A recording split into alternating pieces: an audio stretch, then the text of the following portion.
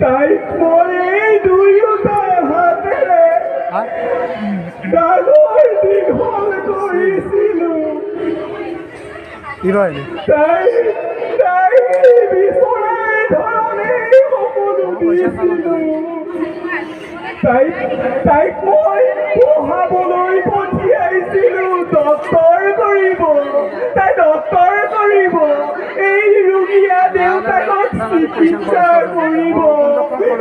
এই ভগা পূজাটো তাই এটা অট্টালিকা তৈয়াৰ কৰিব। ৰঘু, তাই বাৰু আকৌ আহিবনে? তাই সেই দিনটোলৈ মোৰ মনত পৰে। সেই দিনটোলৈ তাই ডক্তৰ হ'লে হেনো মোক ডক্তৰ